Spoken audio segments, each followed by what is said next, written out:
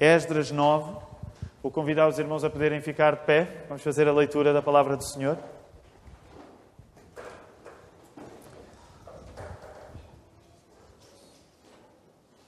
Acabadas, pois, estas coisas, vieram ter comigo os príncipes, dizendo: o povo de Israel e os sacerdotes e os levitas não se separaram dos povos de outras terras com as suas abominações. Isto é, dos cananeus, dos heteus, dos ferzeus, dos jebuseus, dos amonitas, dos moabitas, dos egípcios e dos amorreus.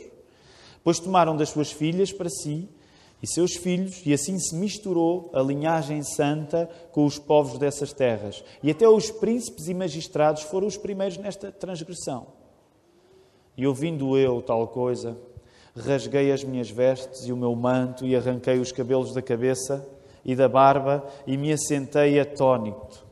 E então se ajuntaram a mim todos os que tremiam das palavras do Deus de Israel, por causa da transgressão dos do cativeiro. Porém, eu permaneci assentado atónito até ao sacrifício da tarde. E na hora do sacrifício da tarde levantei-me na minha humilhação com as vestes e o manto já rasgados, pus-me de joelhos, estendi as mãos para o Senhor meu Deus e disse: meu Deus, estou confuso, envergonhado para levantar a Ti a face, meu Deus, porque as nossas iniquidades se multiplicaram sobre a nossa cabeça e a nossa culpa cresceu até aos céus. Desde os dias de nossos pais até hoje estamos em grande culpa e por causa das nossas iniquidades fomos entregues, nós, os nossos reis e os nossos sacerdotes, nas mãos dos reis de outras terras e sujeitos à espada do cativeiro, ao roubo e à ignomínia, como hoje se vê.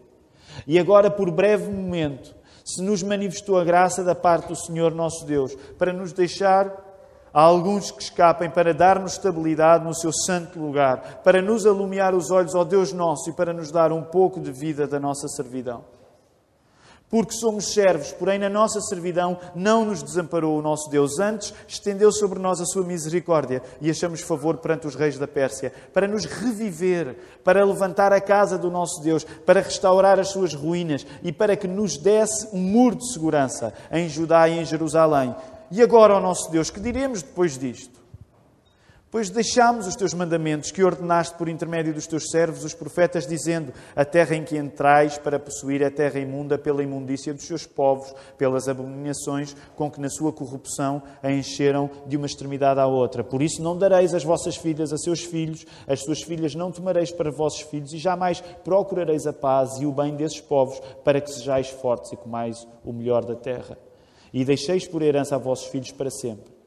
Depois de tudo o que nos tem sucedido, por causa das nossas más obras e da nossa grande culpa, e vendo ainda que Tu, ó nosso Deus, nos tens castigado menos do que merecem as nossas iniquidades, e ainda nos deste este restante que nos escapou, tornaremos a violar os Teus mandamentos e a aparentar-nos com os povos destas abominações? Não Te indignarias Tu assim contra nós, até de todo nos consumires, até não haver restante nem alguém que escapasse? Ah, Senhor Deus de Israel, justo és, pois somos os restantes que escaparam, como hoje se vê, e eis que estamos diante de Ti, na nossa culpa, porque ninguém há que possa entrar na Tua presença por causa disto.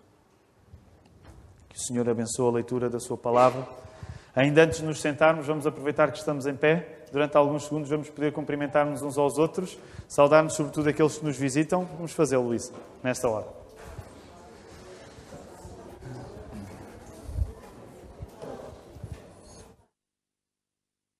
Podemos ficar sentados, queridos irmãos. Vamos voltar à palavra. Hoje há muitos...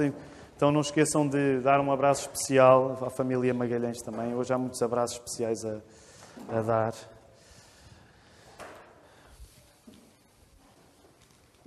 E é bom termos o nosso coração quente. Até porque o texto de hoje é um texto que nos traz desafios, é um texto... Pode parecer um texto difícil para a nossa sensibilidade moderna. O que é que está aqui a acontecer? Então, os próximos 2 domingos, vamos tratar deste assunto, capítulo 9, hoje, e se Deus quiser, capítulo 10, para a semana. E então teremos terminado o estudo do livro de Esdras ainda neste mês de junho, e depois seguiremos para o livro de Neemias. O título do sermão de hoje segue aquilo que acontece. Então, o título do sermão é Esdras arranca o cabelo. Agora, eu não sei se algum irmão já arrancou um cabelo. Digam a verdade. Já arrancaram algum cabelo? Provavelmente já. Porquê? Porque a partir ali dos 20, também depende dos 30, os irmãos têm esse momento onde pela primeira vez viram um cabelo branco. Quem é que o arrancou? Alguns arrancaram? Sim? Quem é que pode acusar-se e dizer, eu reconheço, eu arranquei o meu primeiro cabelo branco? Só 2 pessoas, não? 3? Não? Ok, algumas. Mais as senhoras, é interessante, os homens menos. Não é? Agora, reparem, arrancar um cabelo dói um bocadinho, não dói? Agora, Esdras arrancou o cabelo e isto as senhoras não sabem. Não sabem o quê? Sabem que Esdras arrancou a barba, mas arrancar a barba deve doer muito, muito. Nunca ninguém arrancou a barba, pois não? Assim? Agora, e nós vamos falar um pouco acerca disto. Como é que é possível isto acontecer? O que é que isto quer dizer? Mas eu quero começar por aqui. Porque Esdras arrancou o cabelo da cabeça e arrancou o cabelo da barba. E é doloroso. É doloroso. Portanto, nós temos maneiras modernas de o fazer. Aliás, não vamos julgar que as pessoas tratavam da sua beleza capilar, é capilar, arrancando. Não, havia naturalmente objetos já cortantes que faziam isso. Mas este gesto ele tinha um significado que nós já vamos ver a seguir. Esdras arrancou o cabelo da sua cabeça, arrancou o cabelo da sua barba. O que significa uma coisa. Os acontecimentos que se estão a dar no capítulo 9 provocam uma reação em Esdras que não é comparável com nenhum outro acontecimento do livro de Esdras. O que é que isto quer dizer? Se há alguma coisa que vai literalmente pôr em pé os cabelos de Esdras, é o facto de muitos judeus, e de judeus com muitas responsabilidades, terem casado com mulheres que não eram judias. Agora, nós vamos ter de mexer um pouco neste assunto até para contextualizarmos. Mas eu quero começar por aqui. O que está aqui a acontecer, neste casamento entre judeus e mulheres que não são judias, é algo que tem para Esdras pontuação máxima a nível de gravidade. Este assunto do casamento é mesmo muito importante. E a primeira coisa que gostava de vos dizer nesta manhã, e que eu creio que podemos retirar facilmente da leitura que acabamos de fazer, é: para quem olha a vida com a fé, para quem tem fé, o casamento tem prioridade máxima na sua vida. Alguém que verdadeiramente vive com fé em Cristo olha para o casamento como uma área de prioridade máxima. Porque há coisas que já aconteceram no livro de Esdras, coisas com gravidade, mas nunca Esdras chegou ao ponto que chegou aqui. Portanto, uma das coisas que é seguro nós retirarmos é aquilo que acontece no casamento para quem tem fé tem importância máxima. Não é possível eu ser cristão e valorizar muitas coisas da congregação, da igreja, e não valorizar as coisas da casa. Não é possível eu ter fé em Deus e ser muito rigoroso com a teologia, com a minha convicção, e não aplicar essa teologia na minha casa. Os irmãos têm-me ouvido tantas vezes a dizer isto.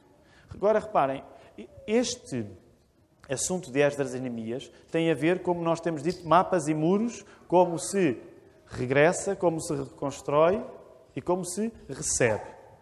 Esta não é uma série sobre o casamento. Até porque eu já preguei há 2 anos, uma série sobre o casamento. Volta e meia voltamos ao assunto do casamento, mas temos um programa de aconselhamento familiar. Aliás, não esqueçam hoje, aconselhamento familiar às 15. Não esqueçam aqueles que ainda não fizeram. Estou a contar convosco. Todas as famílias que ainda não fizeram aconselhamento familiar, estou a contar convosco a partir de setembro. Okay? Mesmo que tenham feito o ano passado, porque o programa deste ano é diferente. Se não forem membros e quiserem participar, também são bem-vindos. Isto para vos dizer o quê? Esta igreja tem uma grande preocupação acerca da família.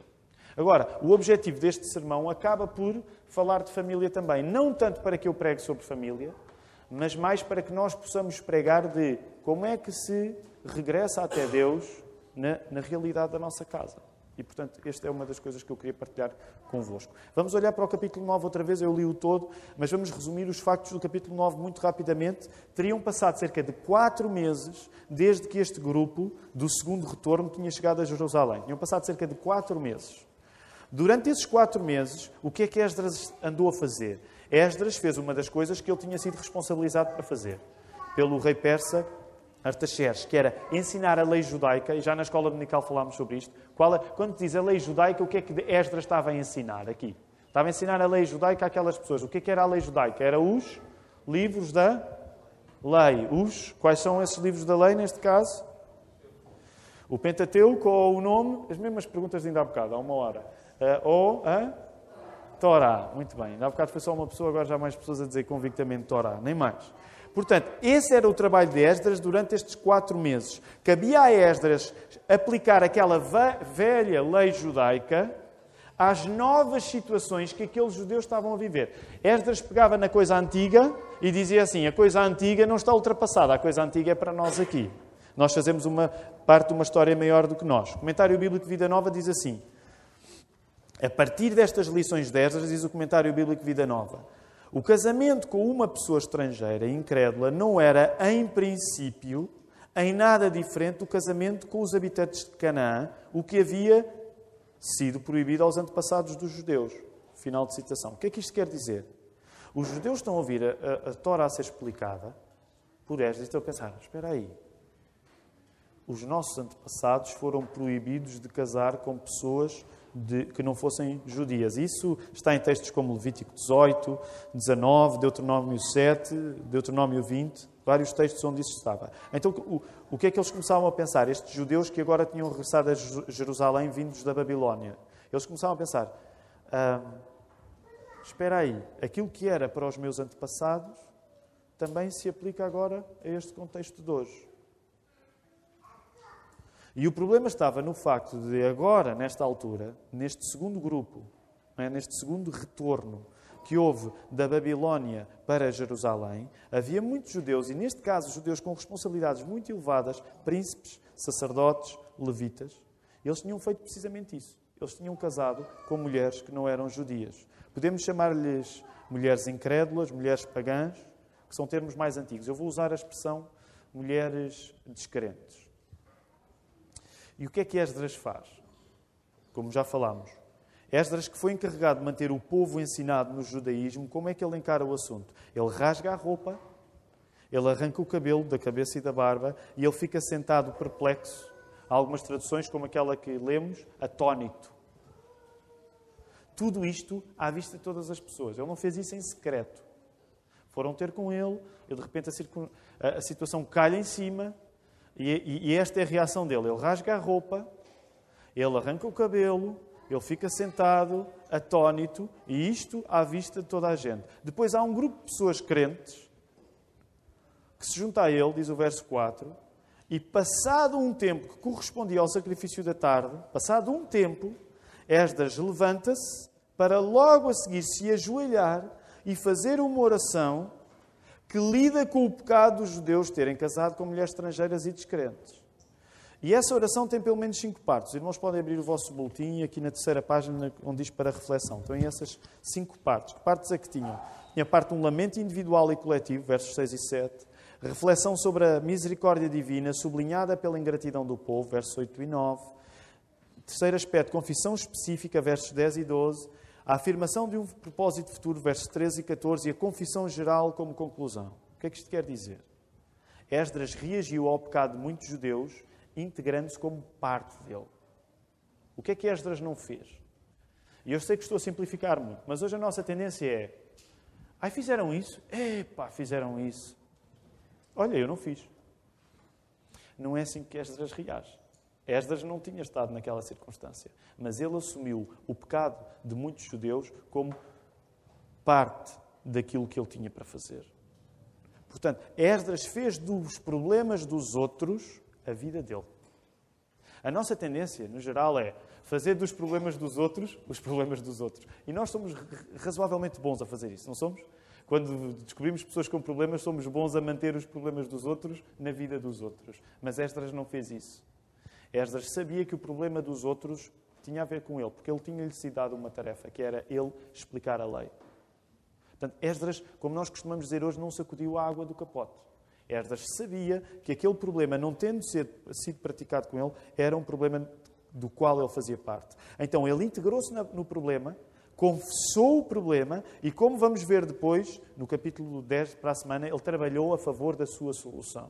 Agora, nós vamos ficar espantados um bocado com a solução. Aliás, alguns de nós já sabem, até porque a solução implica despedir as mulheres e os filhos, e para a semana vamos falar sobre isso. E eu quero dizer isto aos irmãos. Têm perguntas sobre isto, por favor, tomem nota. E tragam-nas. Para a semana fazermos o período de perguntas e respostas. Eu não tenho como pastor, os pastores desta igreja não têm a presunção de poder responder a tudo. Nós não somos gurus, não somos oráculos. Mas se tiverem perguntas sobre o assunto, tragam. Não as reprimam. Coloquem as vossas perguntas. Até porque quer este capítulo 9, quer o capítulo 10 vos pode trazer algumas dificuldades. Quando nós falámos na escola dominical há uns tempos sobre este assunto, isso também foi falado. O que interessa notar agora é que, a partir deste exemplo de Esdras, quem tem fé não relativiza os pecados do casamento. Eu comecei por vos dizer, quem tem fé olha para o casamento como um assunto de prioridade máxima. Não é prioridade mínima, nem prioridade mais ou menos. O casamento é prioridade máxima. Disse-vos isto. Deixem-me dizer-vos isto agora também. Quem tem fé não relativiza os pecados do casamento. E eu sei que eu estou a fazer uma grande simplificação, mas a nossa tendência perante problemas destes hoje em dia é: ninguém arranca cabelos por causa disto, ninguém arranca barbas por causa disto, ninguém rasga a sua roupa por causa disto. Nós relativizamos. Olha, mal para ele. Meteu-se nesse problema, mal para ele. De facto, o contexto é diferente. Isto já foi há alguns milhares de anos. Mas é importante nós percebermos os princípios que se podem aplicar. Podem e devem aplicar-se a nós. Esdras fez parte da solução, não relativizando os pecados do casamento. Um dos incómodos que nós sentimos, nós que vivemos hoje, no século XXI, um dos incómodos que podemos sentir com este texto é porque ele parece-nos dar-nos uma ideia muito estreitinha da fé. E para nós, e continuo a generalizar, mas para nós gostamos de ter fé quando a fé afirma coisas largas. Não é? Ainda esta manhã na escola dominical nós dizíamos, gostamos do livro de Jonas, porque o livro de Jonas, o profeta é que cria uma fé pequenina e Deus ampliou uma fé tão grande que chegou até aos ninivitas, que eram vistos como povos infiéis. E nós ficamos contentes. Mas logo a seguir vem um livro, que é o livro de Naum, onde Nínive volta a ser condenada. Então, no geral, a nossa tendência é, quando a fé é larga, nós estamos ok. Se a fé parece estreita, nós ficamos um bocado inquietos. Dá a ideia de que é assim uma coisa elitista. Agora, reparem, o assunto deste sermão não é tratar disto. Mas também, deixem-me só partilhar isto convosco. Quando nós usamos a palavra estreita e larga, lembramos de algum texto na Bíblia? Alguém se lembra de algum texto na Bíblia? Quando usa a palavra estreita e larga? A porta. Entrai pela porta estreita, porque larga é a porta e espaçoso o caminho que conduz para a perdição e são muitos os que entram por ela. Porque estreita é a porta e apertado o caminho que conduz para a vida e são poucos os que acertam com ela. Quem é que foi a pessoa intolerante que disse uma coisa destas? Jesus. Onde? No Sermão do quê? Então, mas o Sermão do Monte não é aquele texto em que Jesus é só paz e amor? Pois é, o Sermão do Monte diz tanta coisa desagradável para a nossa sensibilidade moderna e Jesus disse isso. Entrai pela porta estreita. Agora, eu não vou pregar o princípio de Esdras a partir destas palavras de Jesus. Até porque quero contextualizar melhor. Eu não quero dizer uma coisa aos irmãos. Olha, irmãos, lidem com isso. Jesus diz que é estreito e, portanto, isto é estreito. Vamos tentar contextualizar para perceber como é que podemos retirar os bons princípios que estão aqui a ser vividos por Esdras. Mas lembrem-se, de facto, quando ouvem as palavras estreita e larga, lembrem-se daquilo que Jesus disse. Porque eu acredito que Jesus não estava a brincar. Os irmãos acham que Jesus estava a brincar? Está Jesus com a mania. As hipérboles, sempre a exagerar as coisas. Não é? Qualquer dia vai dizer que um rico entrar no reino dos céus é como um camelo entrar... E acontece. Lá está Jesus. Agora, vamos perceber o que é que este princípio quer dizer neste texto. Vamos contextualizar neste texto em particular. O casamento com mulheres incrédulas significava, na prática, rejeitar a liberdade do cativeiro que aquele regresso a Jerusalém significava. E este é um princípio que eu quero rapidamente expor-vos nesta manhã. O que é que estava a acontecer nos eventos de Esdras? O casamento com mulheres incrédulas era um desastre, porque na prática significava rejeitar a liberdade do cativeiro que aquele regresso a Jerusalém significava. Vamos tentar entender melhor isto. Quero brevemente, não quero levar muito o vosso tempo. No final há uma reunião com os porteiros e, portanto, quero ser breve aqui, mas rapidamente explicar isto. Segundo o próprio livro de Esdras, porquê é que os judeus... Por favor, vão-me respondendo. Porquê é que os judeus tinham sido exilados para a Babilónia? Porquê é que os judeus tinham sido conquistados por Nabucodonosor e tinham ido parar à Babilónia, que entretanto tinha sido conquistada pelos persas? Porquê é que isso tinha acontecido? Já falámos sobre isto. Porquê é que tinha acontecido isto? Como? Divisão do reino, mas é verdade, João, mas em particular, porquê é que tinha acontecido isto? Porque lembram-se, a determinada altura, o próprio Esdras conta no seu livro que quando há questões burocráticas complicadas acerca das legalizações da reconstrução do templo, e vão perguntar quando ele começou a ser reconstruído sem autorização, os judeus dizem, olha, isto aconteceu porque... E eles dizem, isto aconteceu, nós fomos deportados, nós fomos exilados porque... Porquê? Pelas transgressões. Reparem, os judeus assumiam uma coisa que hoje é complicado para nós assumir nos nossos dias. Os judeus assumiam que a dificuldade das circunstâncias que estavam a viver era um castigo de Deus. Agora, eu quero ser cuidadoso com isto, porque eu acho que nós devemos ser cuidadosos. Imagina, os irmãos podem viver circunstâncias na vida e chegar e dizer assim, eu estou a viver isto porque Deus me está a castigar. E não é impossível que isso possa acontecer, mas eu acho que nós devemos ser cautelosos, certo? Eu acho que nós devemos ser cautelosos como aplicamos esse juízo. Mas verdade seja dita, quando nós lemos a Bíblia, vemos que muitas coisas nos acontecem por castigo de Deus. E às vezes há consequências desagradáveis que nós temos na nossa vida que são consequências de coisas erradas que fizemos. Agora, independentemente se nós vamos usar estas expressões castigo de Deus ou não na nossa vida, e eu aconselho-vos a serem muito cautelosos a fazê-lo, a verdade é que na Bíblia aqueles judeus têm a noção de que eles foram lá porque Deus os castigou, porque eles tinham sido desobedientes. Então, e como nós sabemos ler a palavra, a misericórdia de Deus com aquele que ama, a misericórdia que Deus tem com aqueles que ama é um sintoma persistente na personalidade divina. O que é que isto acontece? Deus castiga, é verdade. Deus castiga, é verdade. Mas Deus vai além do castigo com aqueles a quem se prometeu. Deus vai além do castigo com aqueles a quem se prometeu. E por isso mesmo, Deus criou espaço no coração dos governantes persas, isto já foi dito aqui no capítulo 9, que eram os dominadores atuais dos judeus, para que fosse aberta uma oportunidade de regresso a Jerusalém. Esse regresso a Jerusalém passava por duas coisas, que é por isso que estamos a estudar estes dois livros. O regresso a Jerusalém passava por reconstruir o templo e por reconstruir os muros. O templo é tarefa de Esdras, os muros é tarefa de Neemias. Por isso é que depois vamos continuar a ler os livros de Neemias. Logo, os judeus estavam a voltar ao seu país para, ao reconstruírem o símbolo da presença divina que era o templo, saberem que a verdadeira liberdade é a comunhão com Deus. Vou voltar a repetir esta frase, ela é importante. Os judeus estavam a voltar ao seu país para quê? Porque estavam com saudades? Porque tinham lá uma casa bestial à espera? Não. O objetivo do regresso dos judeus da Babilónia para Jerusalém era, ao reconstruírem o símbolo de que Deus estava com eles, que é o templo, eles saberem que a verdadeira liberdade nem é o templo em si, mas é aquilo que o templo quer dizer. A verdadeira liberdade é a comunhão que eu posso ter com Deus. E por isso é que, reparem, é interessante. Deus não os tinha abandonado na Babilónia. Até porque nós sabemos, nós acreditamos num Deus que é quê? Presente. Ele está na Babilónia, ele está em Jerusalém, ele está em Lisboa, ele está em qualquer sítio. Mas é verdade que aquilo que o templo significava para os judeus, significava a presença de Deus no meio do povo. Então, a lição fundamental que os judeus estavam a aprender ao regressar à sua casa não é tive tantas saudades, fui imigrante tantos anos, quero a minha vivenda agora. Não era isto. Apesar de eles terem feito coisas parecidas. O que eles sabiam é que ao regressar à sua casa e ao reconstruírem o templo, o mais importante na vida dos judeus era a comunhão que eles podiam ter com Deus. E agora sigam esta linha de raciocínio, porque é aqui que a coisa vai esbarrar com casamentos com descrentes. É aqui que a coisa vai esbarrar com casamentos com descrentes.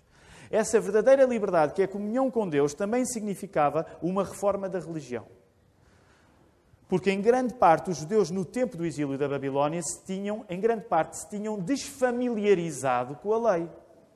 Ou seja, um judeu está perto de Deus não só por poder estar de volta ao seu país, um judeu está perto de Deus não só porque voltou ao seu país, não só por poder usar o templo para praticar a religião e os sacrifícios. Lembram-se que isso foi a primeira coisa que começou a acontecer na reconstrução do templo. Ainda nem sequer estava tudo montado. O que é que foi a primeira coisa que os judeus começaram a fazer logo? Logo foi a construção de um quê? De um altar. Portanto, um judeu está perto de Deus não só porque voltou a Jerusalém, não só porque pode usar o templo para praticar a religião, mas um judeu também está perto de Deus por poder aplicar a lei da sua fé a todos os domínios da sua vida, sobretudo o domínio da casa. A proximidade com Deus podia-se avaliar no facto, ok, eu voltei a Jerusalém, sinto-me mais próximo de Deus. Ok, eu estando em Jerusalém já tenho o templo, posso fazer sacrifícios, sinto-me mais perto de Deus. Certo, tudo isso é verdade, mas sobretudo, ok, eu estou em Jerusalém, eu vou ao templo, mas eu em minha casa, eu procuro a comunhão com Deus em minha casa. Ora, se os judeus casassem com mulheres de outra fé, o que estava em causa era a própria continuação dos judeus. Se os judeus casassem com mulheres de outra fé, o que estava em causa era a própria continuação dos judeus. Não fazia sentido regressar a uma Jerusalém refundada pela reconstrução do templo, enquanto símbolo de que Deus está lá, se dentro das próprias casas de cada um, através de casamentos com mulheres incrédulas, Deus era abandonado. Quem tem fé não pode achá-la completa na congregação e tê-la dividida em casa. E é por isso que nós tantas vezes aqui na igreja falamos sempre em 3 esferas. Qual é a primeira esfera? A esfera apertadinha. Qual é a esfera apertadinha? É a esfera da casa. Qual é a outra esfera um bocadinho mais ampla? A esfera da congregação, da igreja. Qual é a outra esfera? Depois mais ampla? É a esfera da cidade ou da cultura. E nós insistimos sempre a dizer, a primeira esfera onde a nossa fé se vê, não é na igreja, é na casa. E por isso é que os irmãos tantas vezes me ouvem a dizer isso. As qualificações para o ensino na igreja, para a liderança na igreja, não têm a ver com testes psicotécnicos. Há aqui irmãos que podem ser pessoas muito mais capazes do que eu, muito melhores oradores do que eu, muito melhores oradores que alguns dos nossos professores.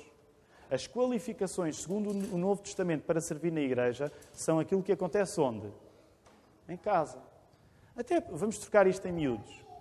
Os irmãos não têm de aceitar o meu ensino se os meus filhos não estão a aplicar. O que os irmãos podem dizer a qualquer pastor que chegue de peito feito ao pé de vocês a querer pregar-vos é, se ele não vive aquilo em casa, vocês podem mandá-lo pregar noutra freguesia, porque é isso que a igreja faz. Se tu não vives isso em tua casa, tu não vais pregar para o púlpito. Porque a primeira esfera onde nós vemos que a nossa fé é verdadeira é em casa. E por isso é que quem ensina... Atenção, não tem de ter famílias perfeitas. E hoje o lapso na minha família ainda é maior porque eu estou sem a minha Ana Ruth, não é? E sou mesmo um coxo sem ela. Nem um coxo, acho que sou um paraplégico. Não sei, não. Pela graça de Deus, cheguei aqui, ok? E acho que tenho todos, estou a contar 4, estão ali todos. Não me esqueci nenhum. Agora, reparem, o que eu quero dizer com isto, percebam o princípio. Eu não estou a dizer que quem ensina e quem é pastor nesta igreja tem vidas perfeitas em casa. Não me entendam mal. Mas têm de ser pessoas reconhecidas, é isso que Paulo diz a Timóteo e diz a ti, têm de ser pessoas reconhecidas que o princípio que ele vai pregar para a igreja, ele está a viver em casa. Se ele não viver em casa, ele não vai botar faladura na igreja. Porque é na casa que nós somos reais, em primeiro lugar, não é na igreja. Todos nós sabemos vir para a igreja com uma aparência melhor do que a nossa. Até eu venho bem... os irmãos não vão definir se eu estou bem ou mal vestido, mas eu até tento ir para a igreja melhor do que nos outros dias. A irmã Irene sabe, no outro dia encontrámos-nos a comer no mesmo sítio na Gulbenkian e eu estava tão mal vestido que a irmã Irene preferiu fingir que não me tinha visto. Não é? Não tinha mesmo. Mas notou, não é? Obviamente, porque percebeu, o Tiago do domingo é um bocadinho melhor do que este. Não sou. Mas o que eu estou a querer dizer com isto é fácil nós, na esfera da congregação, fingirmos uma coisa que não precisamos de ser em casa. E é este assunto que Esdras está a falar. Vocês não podem ir armados em campeões para o templo e dizer Senhor, eu confio em Ti.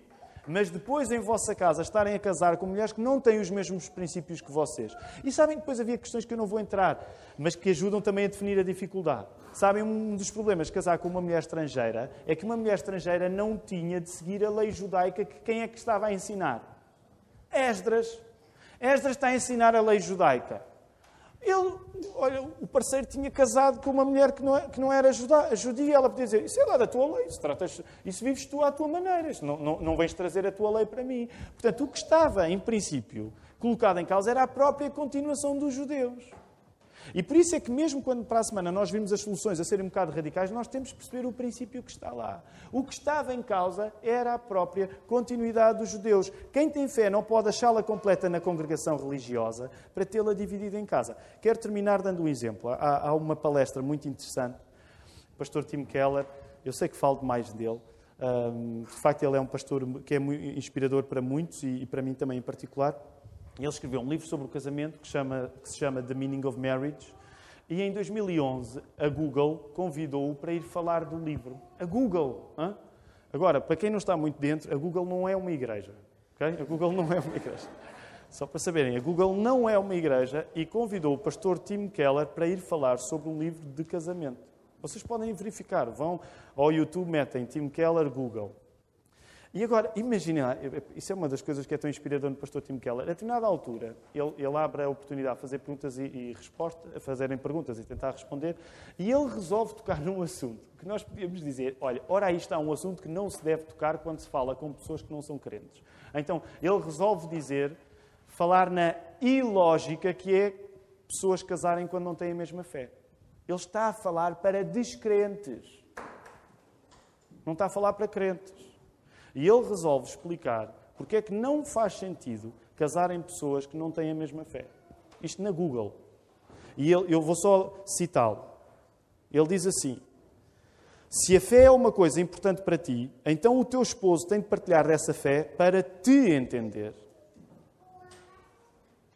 Se o teu esposo diz, eu não partilho da tua fé, mas amo-te na mesma, então isso quer dizer que a tua fé não é assim tão importante para ti, porque não dá forma às decisões que tu tomas diariamente, e isso quer dizer que a fé não interfere com o que sentes e o que pensas e com a maneira como tu lidas com os problemas.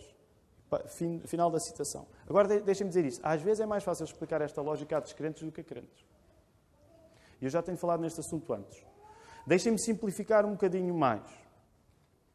Os irmãos já me ouviram falar sobre isto noutras ocasiões. Eu quero ser justo e amoroso, até porque depois há o outro lado disto que eu também quero sempre deixar claro. Deixa-me dizer isto desta maneira. Se a fé tem a ver com tudo na tua vida, ligar-te a uma pessoa que não a tem é oferecer-lhes uma versão morta de ti mesmo. Eu sei que é radical colocar assim, mas percebem? Se tu dizes, a fé tem a ver com tudo na minha vida tem a ver com fé. Se tu te casas com uma pessoa descrente, o que tu estás a dizer, então eu vou oferecer a versão morta a esta pessoa. Eu sei que é radical colocar assim. Também há outra maneira de colocar o assunto. Que é, se a pessoa se dispõe a um casamento com alguém que não partilha dos mesmos princípios, ela descobre que, bem vistas as coisas, a fé que tem não influencia as coisas realmente importantes da vida dela, como a escolha do teu esposo. E lembrem-se que o primeiro princípio é o casamento é uma coisa de importância máxima. Pronto. Agora, os irmãos sabem, eu já falei noutras alturas em relação a isto, só por causa dos princípios, este não é um assunto novo na igreja, e nós lidamos com ele, e eu quero sempre enfatizar isto. E por isso é que é importante. Aliás, no aconselhamento familiar é uma coisa que muitas vezes é repetida, e por isso é que é importante que venham ao aconselhamento familiar. Porque em 1 Coríntios 7, quando há o problema de pessoas que já estão casadas com descrentes, e eu gosto de sublinhar isto, porque nós temos essas situações na nossa igreja. Quando as pessoas já estão casadas com descrentes, o que vão fazer é dar a vida para a conversão deles.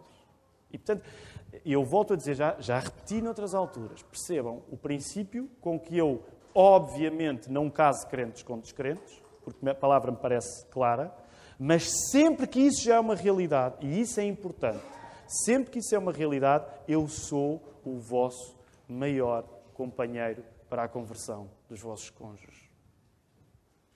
E por isso, reparem, 1 Coríntios 7 ajuda-nos a entender isso. As pessoas que estão casadas com descrentes, independentemente do que é que o fizeram, não interessa. As pessoas que estão casadas com descrentes, elas não estão amaldiçoadas, porque o que o apóstolo Paulo diz, agora tu tens de santificar o teu cônjuge para que ele se possa salvar. Portanto, existem casos assim na nossa igreja e eu estou com estas pessoas. Percebem? Eu sei que pode parecer paradoxal, porque se fosse no passado, antes da pessoa ir casar, eu ia dizer, não faças isso. Mas quando a pessoa já está casada, e deixem-me dizer, o casamento é sagrado. Não precisa ser um sacramento para nós, mas o casamento é sagrado.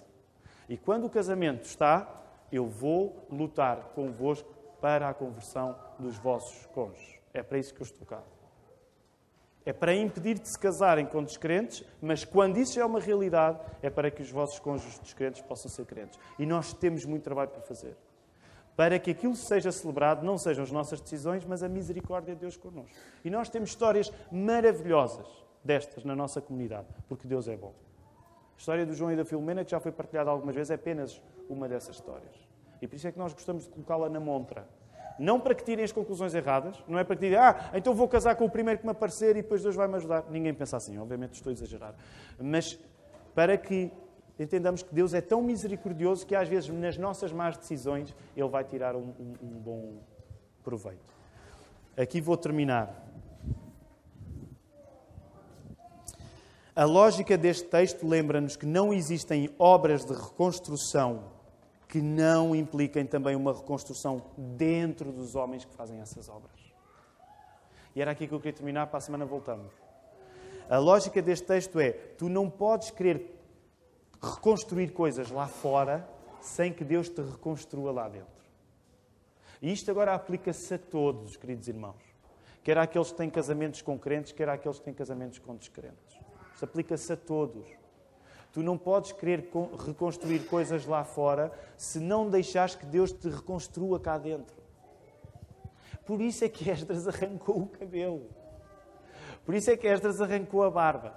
Por isso é que Esdras rasgou a veste, porque ele disse assim, espera aí, este pessoal está-me a ouvir a falar da lei, mas este pessoal não percebe que a lei não são regras. A lei é para o coração.